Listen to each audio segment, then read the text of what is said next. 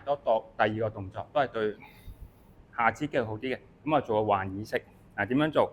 我首先兩個膝頭咧，大概兩個拳頭位咁闊喺前面就係啦。咁記得咧點樣繞背脊？你首先咧將隻手咧要指向後邊先，係啦，跟住咧延伸你個背身肌群，跟住眼望翻前面，繼續都係挺胸收腹，係啦，個肚仔收緊，係啦。咁你發覺咧要前傾多啲，係啦，啱啦。咁你個力量咧就好似差唔多跌出嚟咁維持住個感覺，然之後隻手慢慢向前，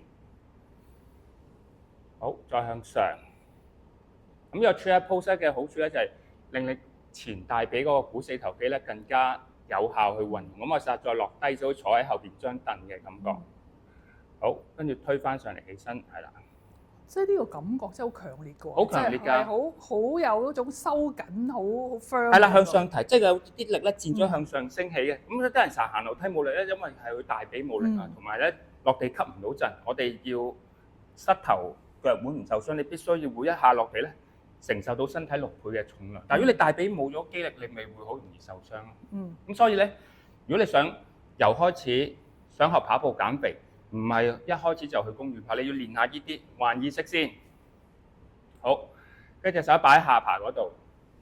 嗱，呢個有咩好處？喚醒翻你，唔好成日耷低頭，你要提醒自己，喂，眼望前邊，任何時候咧都成日有條繩牽引你個頸同個頭咧向上升起。嗱，繼續收緊個腹部。咁我哋試下咧，落深少少落去吸氣，推翻少少呼氣。咁塞落嚟就放鬆。膝關節係俾你放鬆啟動嘅，你先有翻個彈力。如果你成日都 lock 緊個膝頭咧，你又發覺咧好容易卡住咗，係啦。咁你發覺你而家大髀好攰，落去吸氣，上嚟呼氣。哇！好，跟住起身唞唞先，好有 feel 㗎啦。呢個。嗱，如果你要做得快咧，其實你應該好似一架汽車嘅避震咁樣嘅，係啦。咁你見有時點解啲人做啲黃牌 deadlift 嘅動作？全程要收實個係啦，全程收實個腹啦。嗱，咁當你而家就初階啦，咁你日後自己如果進階嘅，咁你就負重多啲。咁你都係好似頭先環意識嘅設定，將個 hip 推後，隻兩個手咧擺喺兩邊大髀，跟住推起，係啦。咁你更加會落嚟咧，就係大髀吸震，上嚟咧就全身用力。上嚟係呼氣啊嘛。上嚟呼氣。因為要發力。係啦。OK。好。OK。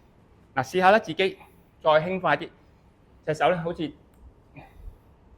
令到自己咧重啟翻個身體個彈力個感覺，落去放鬆，上嚟先用力實。所以你每一落去其實休息嚟。3、2、1，非常好做得。避免就唔好圓背啦，同埋落去咧就一定要拉痕個人，延伸個感覺，千祈唔好就係隻腳全身都要用力。好，咁第3個動作咧都做得好好。